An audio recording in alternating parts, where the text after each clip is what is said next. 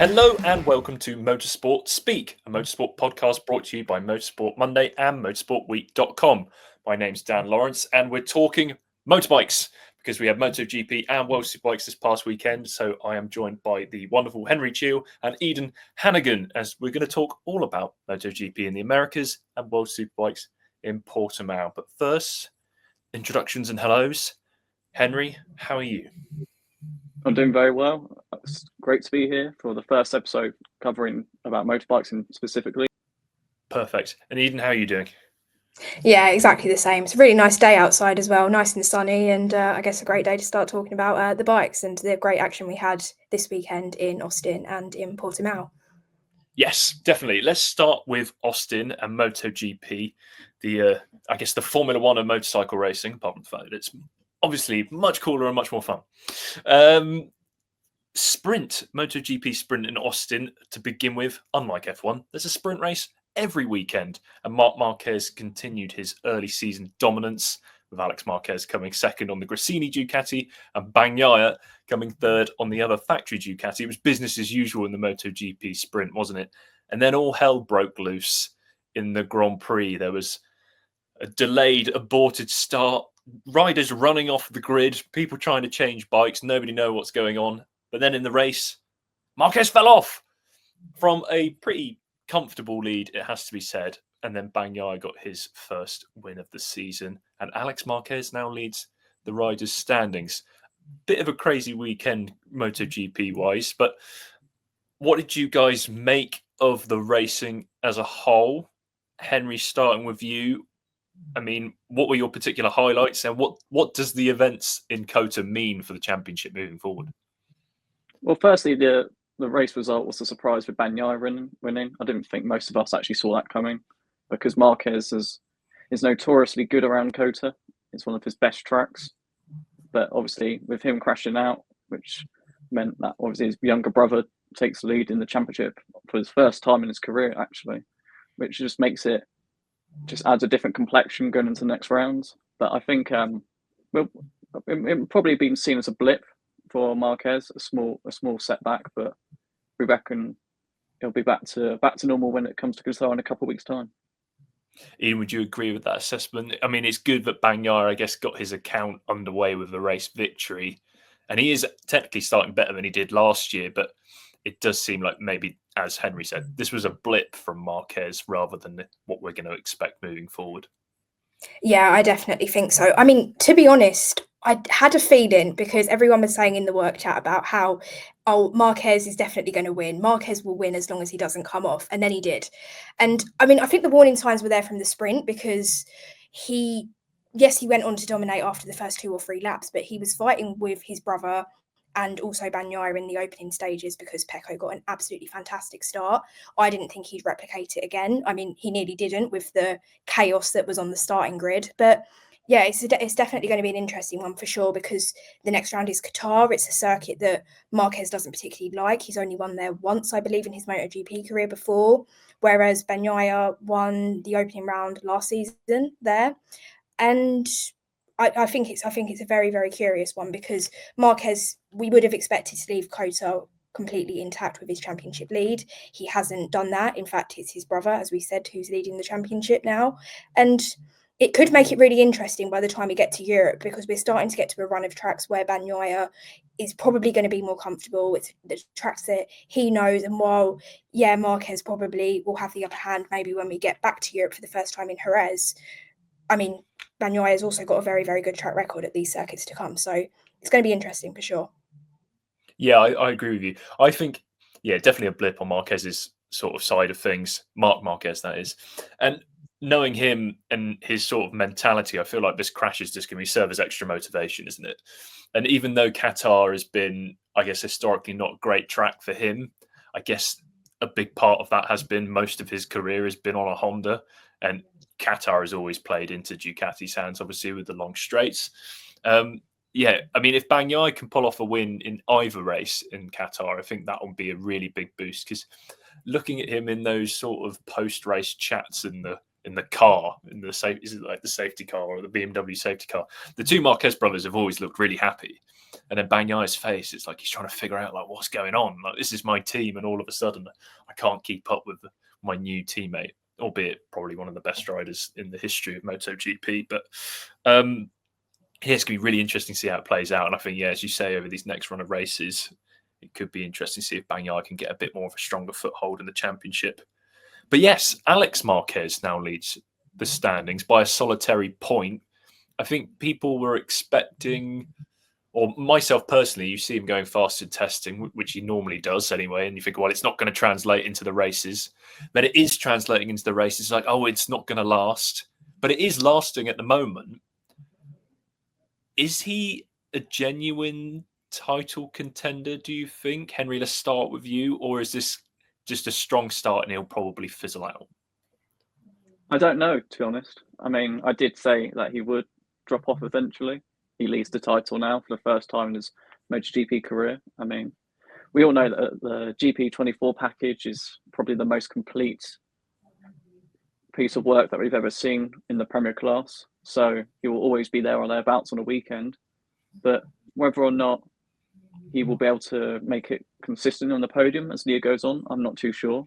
You've got Digi, who had a good weekend. You've got Morbidelli. You've got Aldiger coming up the rear now. He had a good outing before crashing at Kota. So for a title challenge, probably not. But it's probably too early to tell there. But we can't not ignore the fact that he's been very good this season. And it's clear that he has definitely improved from when he was riding the GP23 last year. Yeah, it's a very good point in terms of some of those other riders you mentioned there, especially Digi and another rider there who likes Qatar getting his first Grand Prix win there, back with Grassini. Even if Alex Marquez isn't a title contender, do you think he can get that monkey off his back and get his first Grand Prix win in the Premier class this season? I definitely think so. I think all the signs are pointing to that anyway. I mean, I was there in Silverstone in 2023 when he got his first win in a very, very wet sprint race. And I thought maybe from then on he was going to kick on. And he came close, I believe it was in Sepang at some point, which is a circuit that he loves. I mean, if the GP24 can keep up its momentum all the way through the season, I don't see any reason why he couldn't potentially win one of the flyaway races.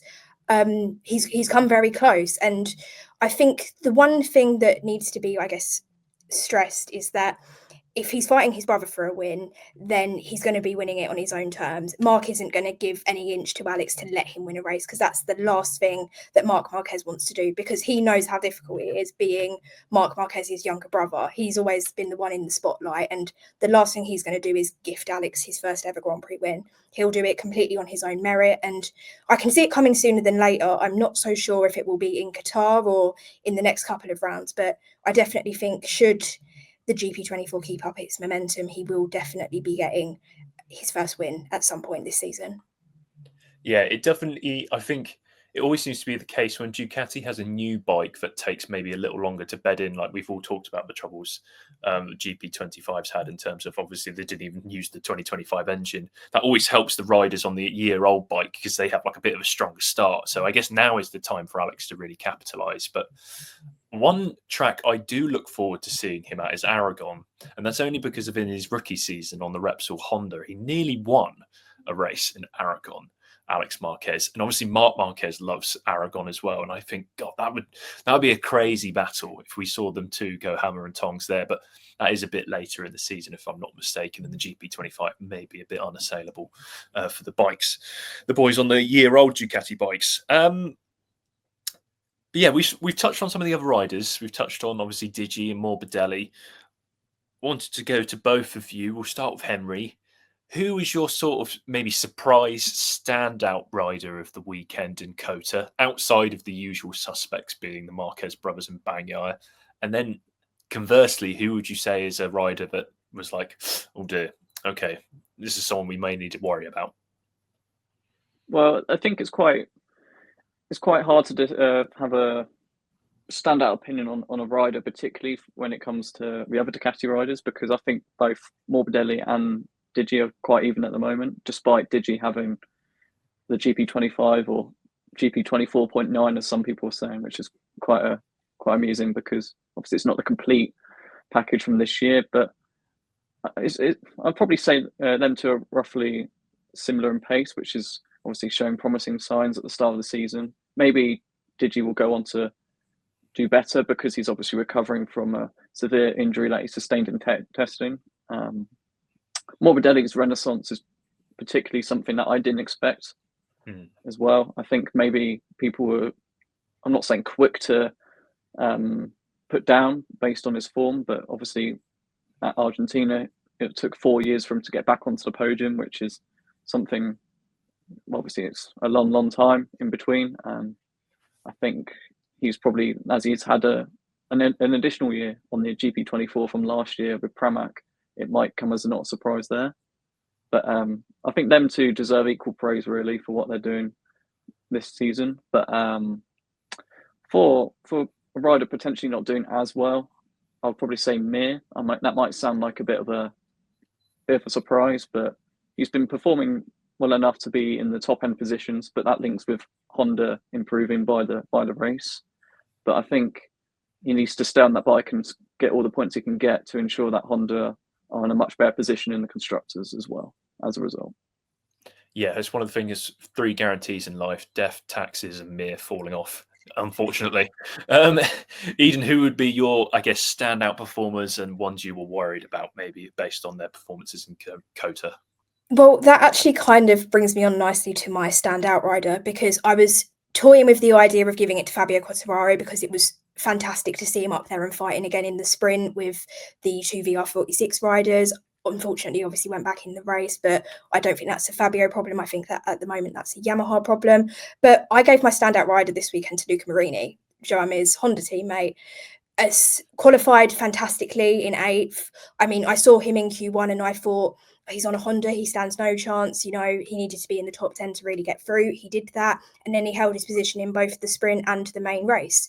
And apparently there was a little bit of, I guess, shots fired from Joao Mir, basically saying that, you know, I go out every session to kind of push the bike. Some people are happy to, you know, ride the bike home, which Luca Marini does. But at the end of the day, Luca Marini has scored points in both races this weekend, and he's the one who has, you know, stayed on the bike and is delivering at the minute for Honda. And when they have, you know, question marks about potentially signing a new rider, potentially Acosta is going to be on the cards with what's going on at KTM at the minute. There's also been mention of maybe Toprak coming over from World Superbikes. Then Marini's the one who's scoring the points and stepping up. So at the moment, you'd say he's definitely the safe bet. But he had a fantastic weekend and he was by far my rider of the weekend. And for disappointment, I just mentioned them, but KTM as a whole, I think, have to be it, because it's hard to really pinpoint what is the problem, because they're insistent that the financial crisis hasn't been the cause of it. But you just have to wonder, because obviously there was so much going on with Maverick Vinales this weekend. We didn't even know if he was going to be able to take part in the race because he didn't know if he had a bike or not. Then he also crashed out or had technical problems in the sprint. Both the factory guys crashed out of the main race as well. And Enea Bastianini, who's really struggled with adapting to the Tech 3, was the top rider come the end of the race on Sunday. So it's really, really difficult for KTM right now. And you don't really know when it's going to pick up for them again. Yeah, I know. It's really worrying times, isn't it, for KTM? Especially, as you say, talk of Acosta being rumoured links with the Honda ride. I mean, that would be, I guess, a disaster for KTM beyond the ones they're already having, to lose basically the sort of what we think is a generational talent, or the next, you know, generational talent, to let him slip through to Honda, who, let's face it, have got money to spare to spend on riders, no doubt. That would be a big blow for them. I'm going to pick for my standout performer, and this is mainly only really based on the Grand Prix, but it was Jack Miller. Just to see him into the top 5 on the Pramac Yamaha, leading the Yamaha effort in a sort of a tricky race. Obviously, his career looked, you know, in jeopardy last season. Obviously, he's been given a lifeline by Pramac Yamaha. Just to see him put a good weekend together. And it was one of those races where Miller of the past, or just sort of Miller himself, you'd think, oh, he's doing really, really well. And then you'd cut to a shot and he'd have fallen off. But whereas other riders were doing that on Sunday in Texas, he didn't, and he delivered a really, really strong result. So that was just nice to see for Jack Miller. I'm going to just single out Vinales as my sort of worrisome performer. Based on 12 months ago, he obviously delivered that double victory for Aprilia, and then in true Vinales style, disappeared for the rest of the season.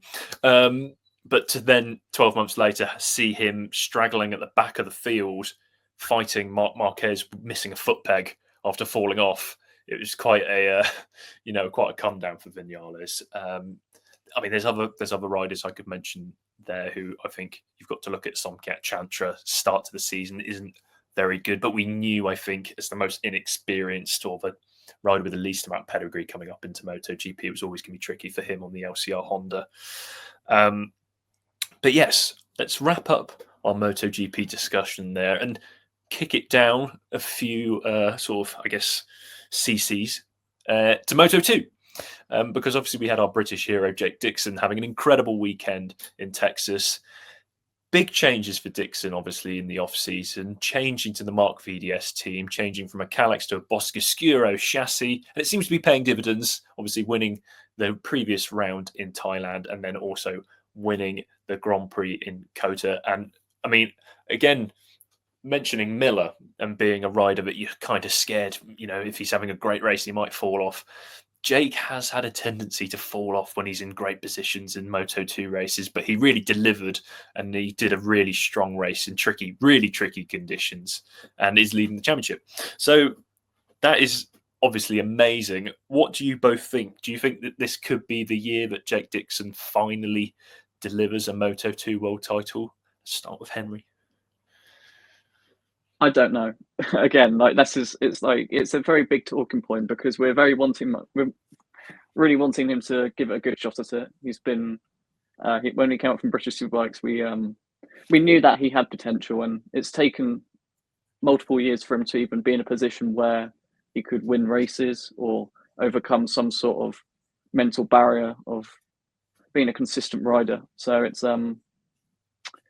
a tough one, but I was saying to Eden the other day that if he continues this new mind shift that he's imposed at the start of the season, when it's about not letting the riding bother him or take up his mental energy away from the paddock, then he has every chance of potentially competing. But I want to see how he does until Silverstone, give it the first 6-7 rounds of the season just to see whether we can keep that consistency.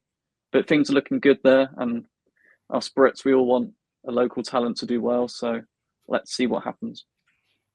Ian, would you say you have a fairly similar assessment of Dixon's prospects?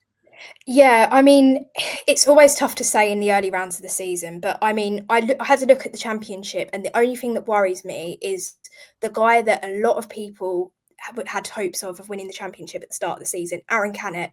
I don't think he's had a particularly fantastic start to the campaign. I don't really remember seeing him that much on the racetrack, and yet he's casually gone about his own business and is currently sitting in second in the standings. So he's a guy that Dixon will need to look out for. But I mean, again, it's too early to say. He's done a very great job to adapt to a team so early. I mean, you look at some other riders, Tony Arbolino, who finished on the podium this weekend, which I was very, very glad to see, struggled with his adaptation to Pramac Yamaha, and it looked like it would have continued until the wet weather showed up, because he, like Jack Miller, is somebody who shows up in the very wet, tricky conditions. And I mean, there's so many names in the Moto2 standards you look at and you think they could be a championship contender. Like, I looked at the top 5 on the list: Manuel Gonzalez, Alonso Lopez, Celestino Vietti, although he had a rather embarrassing moment, crashing twice in the space of 2 corners when trying to rejoin and looked the fastest rider on track. So it's going to be really tough for Jake. I mean, I hope he can continue his momentum, because it's great to see, obviously, as a Brit. I mean, hopefully he can continue this momentum into Silverstone, because it was fantastic to see him win there last year. And yeah, I think it's a waiting game, because Moto2 really is a battle of who can be the most consistent. But at the minute, he's doing the job. So we'll just have to wait and see later on down the line. Yes, fingers crossed he can do it. I always love it when these riders who come from the British Superbikes paddock, they, like Sam Lowe's did, they jump into the Grand Prix scene and they give it their best shot. And Sam got so close to winning a Moto2 title and it didn't quite pay off for him. So if Dixon can get over that hump, that would be incredible. Talking of superbikes, let's move into a World Superbikes chat. Obviously, the second round of the World Superbike season, Portimao. Personally, one of my favourite circuits on the calendar. Just the undulating rollercoaster nature of that Portuguese circuit just makes for great racing, especially with bikes. And it was great racing across all three races. The Ducati Cup of Australia was no longer, with Toprak doing a sort of trademark treble. I think we can probably say he's the master of doing these treble race victories. And he did so on his BMW. But he was made to fight for it, with Nicolo Bulliger obviously getting a hat-trick of second-place finishes. And they were just, on each other's, rear wheels for basically the entirety of all those three races. Incredible battles. Would you say that this is basically a sign of what we've got to come for the rest of the season, Henry? I believe so. Last year, obviously, we saw Toprak a bit more dominant around Portimao in particular, but this season, every race was finished within a few bike lengths of each other, and we have two marks that can go really head-to-head with each other. Obviously, got with two fantastic riders who were the main protagonists in the series last year for the title, so bring it on, I say. I reckon a few tracks will be more suited to the BMW, but others will be more suited to the Panigale. So it'll be interesting to see what will happen for the next round in Assen. We can talk about that a bit later on, but that might suit the Ducati a bit more. But either way, things are looking very promising in the series so early on. Yeah, Ian, it was maybe it was a bit doom and gloom, wasn't it, when Toprak was saying the whole Ducati Cup nonsense after not winning in Australia in the first round. But I guess the battles and the races that we saw in Portimao kind of eased everybody's concerns, and we're probably in for another vintage year of World Superbike racing. Even though Toprak was dominant last year, it did feel like a really vintage year in 2024. Talk us through your perspective of those battles, because like in MotoGP, especially COTA, it does tend to get a bit more stretched out. And with the age of aero ride height devices, racing in MotoGP isn't quite as good as it could be. Whereas Toprak and Bulliger really showed in Portimao that, that's racing almost in its purest form, isn't it? Oh, yeah, definitely. I mean, MotoGP, unfortunately, you'll get 2 laps of action and then that's it, because the front tyre will overheat or the pressures or whatever.